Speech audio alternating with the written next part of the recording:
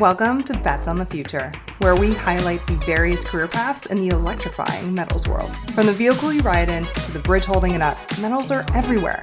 Why not in your career too? I'm Jennifer Betts, a metals industry veteran with almost 20 years experience, here to highlight these incredible career paths as told by the women who are living them. This week on Bets on the Future, we have an incredible guest, Anna Frounfelker. Anna is a professional in the metals industry, and she has cultivated nearly a decade of continuous growth and advancement. Her unwavering curiosity and passion for learning new things have been the guiding light for her career. With roles spanning from executive business liaison to quality, EHS, and claims associate, and senior inside sales representative, she has consistently sought to broaden her expertise. Her drive is anchored in modernizing and propelling the industry forward, particularly through the integration of technology, and inspiring the next generation to find their place in the space. While currently enjoying time with her young family, Anna anticipates the opportunity to embark on a new chapter within the metals sector. On this week on Bets on the Future, we have a really incredible guest with us that I'm pretty excited about because almost over a year ago, maybe about a year ago, I put out this video about trying to put this call out to the technology industry about coming and joining our industry, particularly to the metals industry, because, one, we're awesome. And two, we have a lot of opportunities that the technology industry could bring to the table and really transfer a lot of that wealth of knowledge over to us. And this particular individual is doing just that. She brings a wealth of knowledge from the metals industry, and she is in that space where the technology aspect is merging with the metals world. And she's been working on some really fascinating aspects of that. And so I just want to introduce a really incredible individual. Anna Frounfelker is a metals industry professional, and she is just really incredible. And I got introduced to you, Anna, via the power of LinkedIn.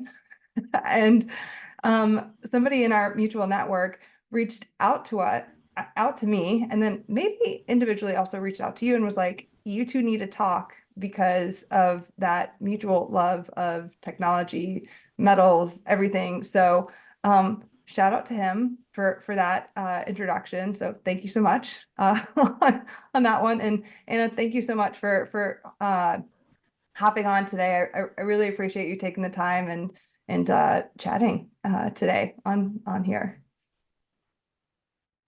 No, thank you. I super appreciate it. I love talking about this stuff. My mom says I'm the most boring person in the world to talk to because I'm all about talking about this stuff. So I'm here for it. Well, and I do have to give you some street cred in the background here, because this is an audio and video podcast. For those that are listening, in the background of your office, you have a US Steel book. I'm guessing that is where you look up every single carbon alloy known out there. Like what's happening in the background for reference? So that thing is super cool. Quick backstory. It's not a book. It is actually, you pull it open. It was a training module from US Steel, I think from maybe the 60s or 70s. And it has little vials in it about, it's got pig iron, it's got carbon, it has everything in there to show you what steel is made out of. What? Okay. So how do you get that? How does one acquire such a thing? Is that like I have so many questions. How does that happen? That's so cool. Do they still give that Uh, out? I have no idea. I doubt it. The only Okay. thing that is missing, because I've eBayed this before, because this was actually a gift given to me. Long story short, my sister Uh, she's an owner of a printing company in the Pittsburgh area because that's where I'm originally from. They were cleaning out a new office space that they got in the Pittsburgh area, and it was randomly amongst like a pile of papers in this office that they bought.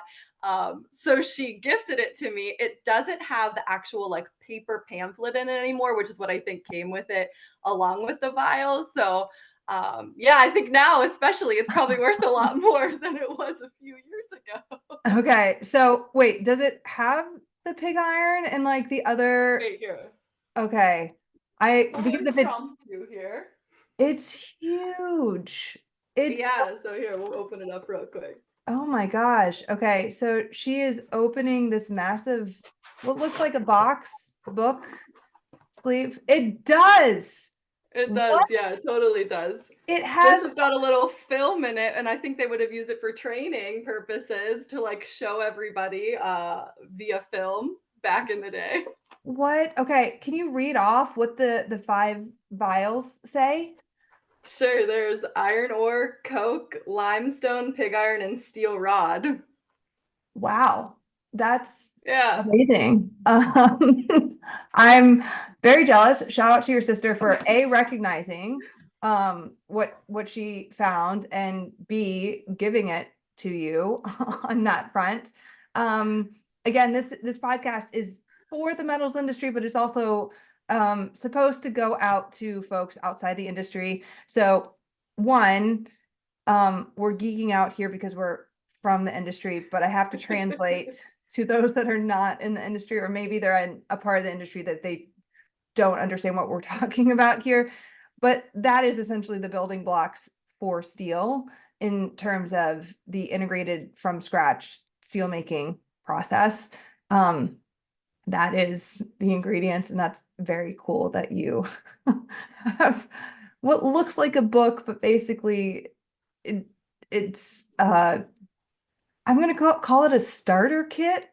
Like That's right. That's right. It's the starter kit. I love that. that's like your at-home starter kit to steel making. Don't you know? I have a whole BOF right in my backyard. I'm like ready to go over here. Okay, yeah, maybe okay, but for the lawyers that are out there, yeah, don't make your own BOF and your blast furnace integrated process in your, your backyard, please. Um, not recommended by this podcast. Thank you. Leave it to the professionals. That's amazing. That's really cool. Um, you know, it okay, spoiler alert, this podcast may come out, you know, weeks or maybe a couple months after we record this, but you know, we're talking about US Steel. It's in the news quite a bit lately. And part of the reason it's in the news is because it has fallen from grace a little bit. And so it is in the process of being acquired by a company, Nippon Steel.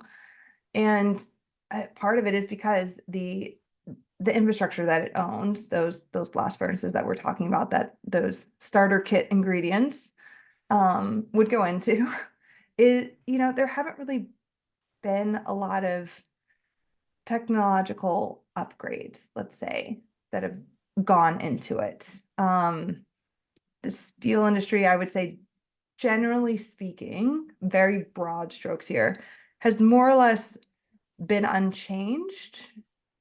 What would you say in the past, like 50, 60 years? Again, very broad strokes here. Um, so I find it very interesting, your background, because you have that metals experience, but knowing what I know about you, there was like this switch that happened in your career where you're like, I want to take my background and I want to apply it from a technology standpoint. So I kind of want to like go back a little bit. Sorry, the shiny object of the US Steel starter kit distracted me for a second. Like growing up, people don't typically say, you know, I want to get into metals, I want to get into steel making. You are from, you know, the Pittsburgh area, so that's probably a little different from you. You probably did know about US Steel. Um, like how did you get into metals? Like how did that happen? Sure. I mean, I guess I'll preface it with I have a degree in communication and theater. So, metal seemed like it was absolutely the perfect fit for Oh, me. of course. It's right. Yeah, same thing. Yep, very similar. Right? So it was really kind of a happenstance thing, which I feel like is the I don't know, the telltale story of all people who enter steel or metals. It's like, oh yeah, it just kind of happened. And that's exactly what happened to me. I was living in Columbus, Ohio, and I was living with my husband, who was my fiance at the time. We got an opportunity to come to the Cleveland area through his work, which he's from here originally, and that's where I'm at right now, is the Cleveland area. And I was just looking for work. So I went to a job fair for veterans and veteran spouses, and I was going to be a veteran spouse in just a few months. So I went and I was just passing my resumes out. I was literally heading out the door of the convention center. I had one resume left, and I was like, oh, Majestic Steel's banner was there. I'm going to hand them my resume. And I did. And I just told them, I don't know anything about steel other than I'm from the Pittsburgh area and I think it's supposed to be in my blood. Do you have any jobs? I'll take anything. I'm looking for admin work, whatever. So I left, was on my way to the parking lot, got a text to come in that week for an interview, and the rest is kind of history from there. I did start doing admin work for them. I was the office and hospitality specialist. So I was just doing like office work, answering phones, front desk, that kind of stuff. But I really feel like that was the pivotal moment where I entered the industry not knowing at the time that that was where I was going to, plant my flag. Because I was at the front desk, I met everybody who worked at the company. So I got an introduction to what everybody did, which is what transitioned me into working with our vice president and our director of sales as their business liaison. And I very much feel, I guess, for lack of a better term, blessed to have had that happen to me, because I found a mentor in this industry through that. And he 100% thought I needed to see and be exposed to anything I possibly could so I could learn and grow. And I was definitely in meetings that I probably had no business being in at the time, but nobody questioned it because they were like, okay, he's doing something with her here, that he's allowing her to be have visibility into everything. And I did. It was amazing. So I did that for a while, went and jumped ship to into another service center, where that VP of sales at the time had also gone over to the service center, and he called me and said, hey, I need you to help me build a culture here. Where again, I got so much exposure and visibility into purchasing, procurement, financing, anything I could touch in the industry. He wanted me to see and be touching. And I was the executive business liaison for him there. And that's where I really started to see this trend of there was no technology, or at least a very small amount of technology being utilized in that space. We were trying to push the boundaries a little bit there, and I was doing quality and claims even while I was there too. So I was out on the floor watching material run with my hard hat, my steel toe boots, with our shop guys, and again seeing that like lack of technology from the top all the way down was super prevalent. And I was one of the youngest people there, which I guess is no great surprise if we know anything about the metals space. Mhm. Yep. um, but I was like, it just became very clear to me that we need to figure out a way to modernize this industry, because we don't have enough young talent coming in to keep it going, for lack of a better term. And so we became customers of Rebus at the time, because I really loved what they were doing and I was all about it. And again, like my mentor, who I could not be where I am today without him, for sure, I give him all the credit in the world. Um, he saw the value in it as well, and that tech was going to be necessary to sustain this industry. So we started doing business. Again, I'm like really pondering on the whole thing. I'm passionate in the industry at this point. It's been a handful of years. I'm here. I'm feeling very strongly about my future. I had an opportunity, a door just kind of opened where then I went from being a customer of Rebus to working with them, because I felt like they were the people where I could be jumping on the train while the tracks were still being built. And I felt like it was so necessary to be doing something more where I could be super impactful in helping to change the way the industry functions. So again, I was there doing quality and claims, just like anything I could do and could learn and grow from there, to absorb what I could.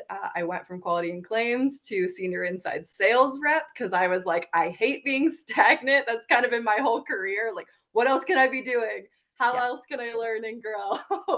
And then, unfortunately, the tech space is it has been what it is for the last few years. And I was part of the tech space layoff. So I took a little bit of time, just took a step back. I had just had a baby. So I was like, I'm going to just take a moment to see what Mhm. I want to be Mhm. doing. So I was approached by a former colleague of mine who had just begun a startup company, again in the metal space.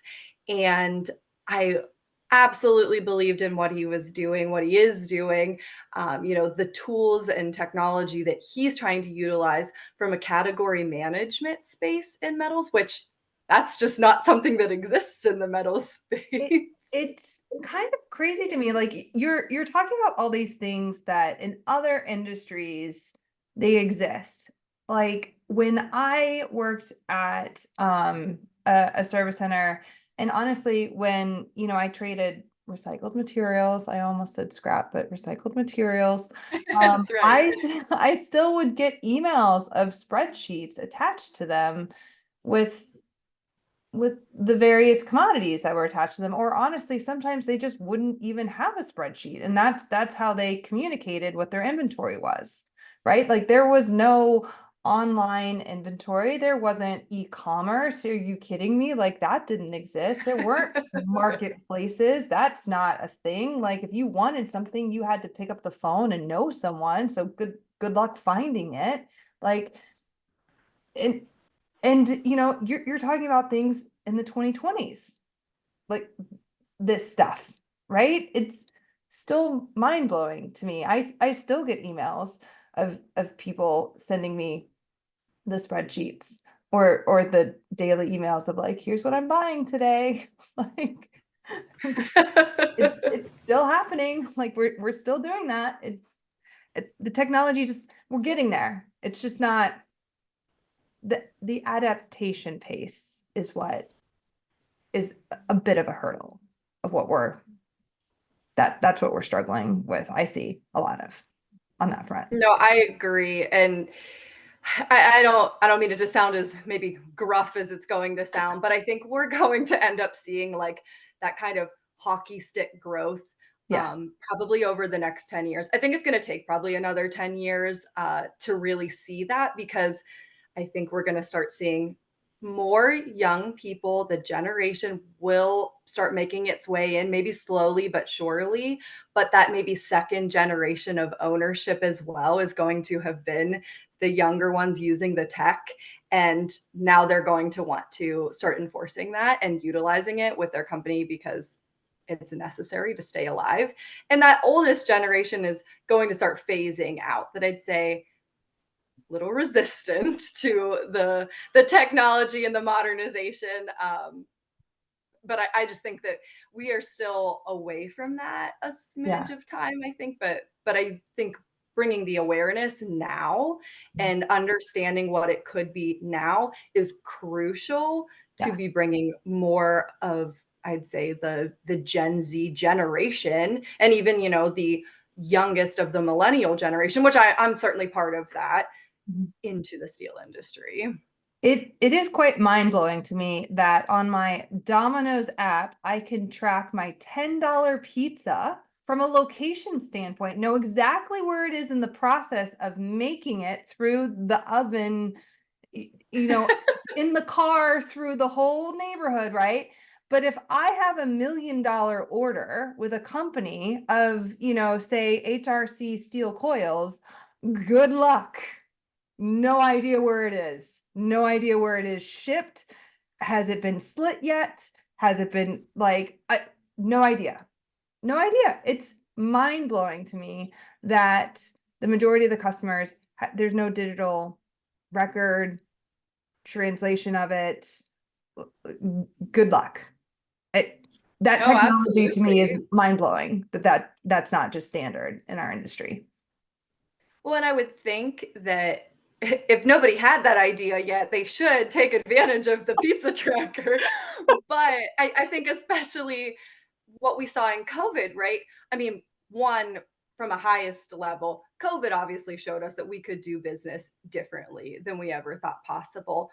But also, I mean, from the metal space in particular, COVID certainly brought about where buyers were let down by their suppliers. So diversifying your supply chain, I feel like is something that a lot of people had to do coming out of COVID.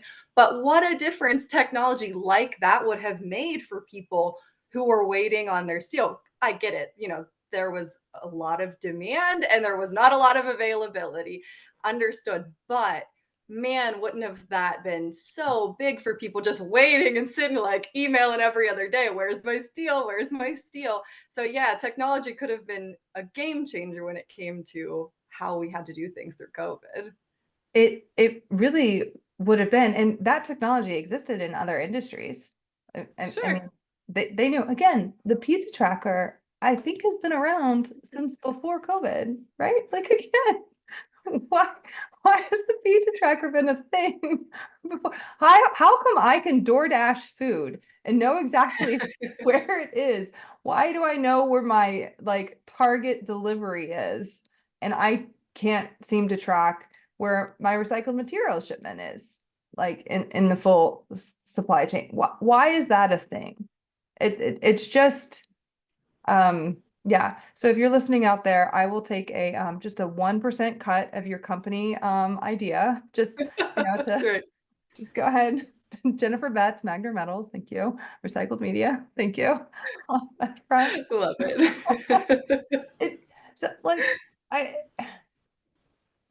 at this point, I, so the 10 years is that mainly for, you know, enough companies to get up and running to the point where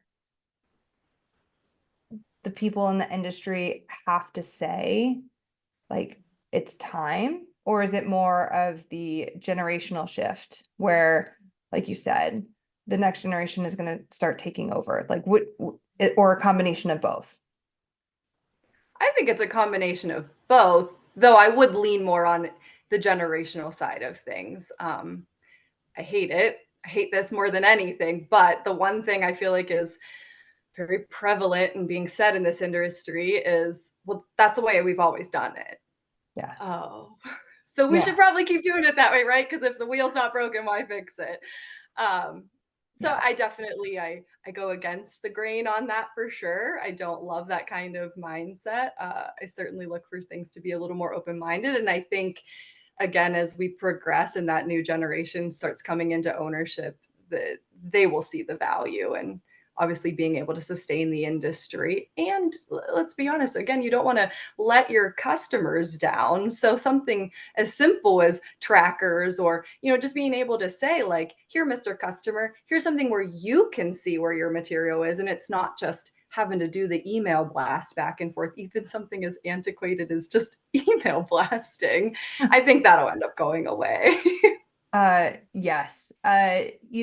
Whenever somebody, pushes back on the technology front, or we've always done it this way, I always go back to one of my business courses in college. It actually was senior year. Crazy enough, it was after I'd already accepted my job with the David J. Joseph Company. This was before Nucor had bought them. So, it kind of was foreshadowing, but there was a Harvard business case study that had been done on Nucor at the time.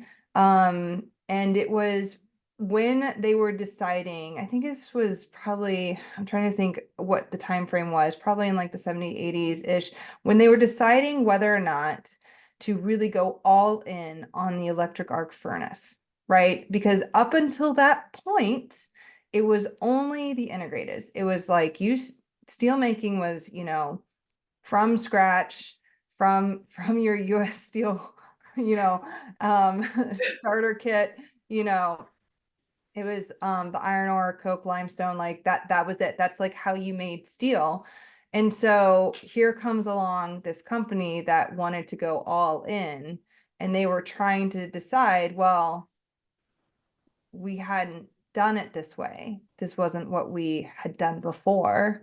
And now look at Nucor, 50 years later, obviously.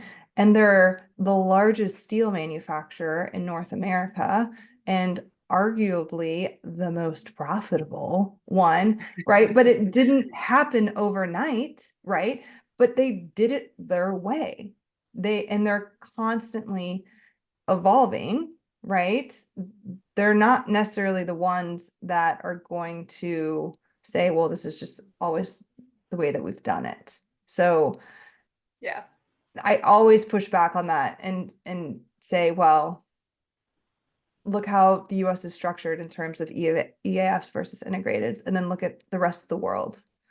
And we usually are at the forefront of technology. So I'd like to believe that we're going to adapt it quicker than some of the other areas. So hopefully that gives some Fingers optimism. crossed. Hopefully. Um, do you see in terms of, ferrous versus non-ferrous? Do you see, I feel like there's always like a little bit of a divide there. Do you see those markets, maybe the adoption rate being higher in one versus the other in terms of technology? Like, is, you know, would one maybe pull the other one along, kicking and screaming? Possibly. um, that's a good question. I don't know, like I guess I will say, I've touched in the metals space in general. I've hit and touched all sorts of metals. Steel is definitely where, like, I'd say my heart belongs to steel at the end of the day. Um, so I don't know. I tend to think that particularly the steel world, I think it sets itself back a little further Hmm. than maybe some of the other metal players out there. But I do think we're at least at a point with social media and just our visibility into things and news and everything so much faster that once one starts going, the other ones are going to jump on board. But I still think it's pretty hard to change a lot of ways very quickly, at least. Yes. Yeah, it's but I agree with you. I think once one starts to be more prevalent online, I think the others kind of have to come along, maybe begrudgingly, but Yeah. it's definitely going to happen. I hope, and I mean this in the nicest way, I hope you're wrong about the 10 years. I hope it's Me too. I hope Me I hope too. it's quicker. I hope it's quicker than that. But it, there are a lot of moving parts at steel mills. There's a lot of moving parts overall at just metals manufacturing in general. It costs a lot of money to update these facilities to install this type of technology. So it it's an investment. I mean, the ROI, hasn't always been studied quite yet, right? There's only a handful of case studies in our particular industry. I mean, you can go look at other industries, I'm sure, find the numbers. Um, but it will take time on that front. When you look at the next, I guess, areas of opportunities, are there any spots that you're like, this is where we should focus? Like, what do you see as like the next you know, opportunities, I should say. I That's good. I don't know that I've really delved too far into it because I hmm, next areas of opportunity. I don't know. I think probably the biggest thing that we need to focus on baby steps, right? You can't eat an Yeah. elephant anyway, but one bite at a time. So I do think having that sort of online presence, and there are a couple of companies now, like Rebus is one of them. There are a few other companies that are trying to do that sort of online presence. Now that's a small, like niche area, I realize, because that's great for more of that spot world. But I think that could grow exponentially. I think that's how we as consumers in general like to shop. I think it's very proven. We are online savvy people at this point. If we don't have to go into a store, meet in person with somebody, like I think that in general, not that you're hopping over to the steel mill to like, hey, I'd like to buy this today. Obviously, that's not happening. But I do think that online presence of let's really get it solid where we've got that spot business really hammered down that people utilize that efficiently, and then you can start taking it more to that mill level and doing some of that online transacting from the mill level, bigger buys, obviously contract type buys, versus the spot world. I know that's what's starting to be focused on now, but I think we really need to get that solid before we start muddying the waters with lots of other techie type things. My opinion, I guess, but I'm sure there's other options out there that would be crucial. But I think that those are the kinds of baby steps that we need to make sure we're taking and we're getting so tight and clean before we can keep saying, hey, let's introduce this, let's introduce this. I think that's a really good I'd say foundation for the industry is that kind of digital presence is a good way to recognize it.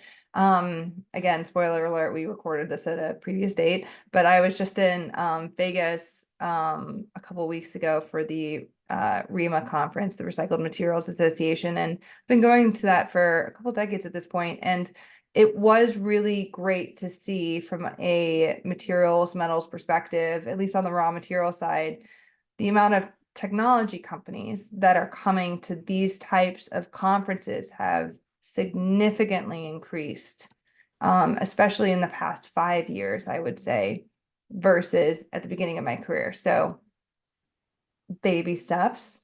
The elephant is slowly getting eaten, but it's happening. So I think you're right. We're on that path. Um, Hopefully more and more people are recognizing, the opportunities that do exist in this space.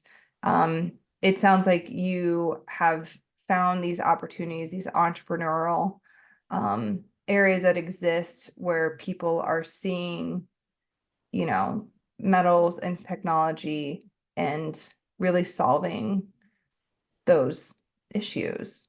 And it's really incredible. It's really exciting what you're working on. So I really just want to say thank you for coming on here. It's been really cool listening about your passion, about, your experience. I'm very jealous about that starter kit that you have. But before we go, I just want to ask you, is there anything else that you would want to share with our listeners before we go? No, I just think, I guess if there's any advice I give, right? I have almost a decade in, and I am nowhere near done my growth and what I want to achieve in my goals and my dreams and those things. But I think if I have, again, just like a piece of advice, it's kind of twofold, but I think they go hand in hand. Never stop looking for the opportunities to learn and grow. I think you, and I highly believe in lifelong learning. There's never an opportunity where you can't be learning from a situation.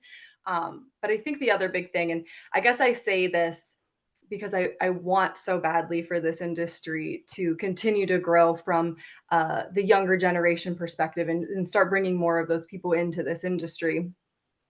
don't fall victim to the narrative that the American dream is dead, or you can't grow up the corporate ladder unless you know somebody or anything like that.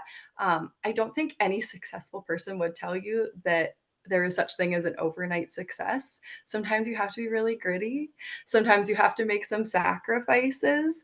But ultimately, there is a possibility for you to grow if you work really hard. I feel like I very much embodied that. And again, I still have a long way to go of my goals and dreams being hit, but I certainly think that there is opportunity in this industry for sure for people to be successful, and to continue to grow. So I welcome it. I'm excited about it. I hope I can be a mentor to somebody and give back what was given to me at some point. Well, I think that's really wonderful advice. And on that note, the best way to get a hold of you, LinkedIn, would that be fair to say? So you can Yeah. find Anna Frounfelker on LinkedIn, metals industry professional. She has a wealth of knowledge. It's been really wonderful, great conversation. I really enjoyed this. Um, Find her on LinkedIn. Anna, thank you so much. It's been wonderful. No, thank you. I really appreciate it.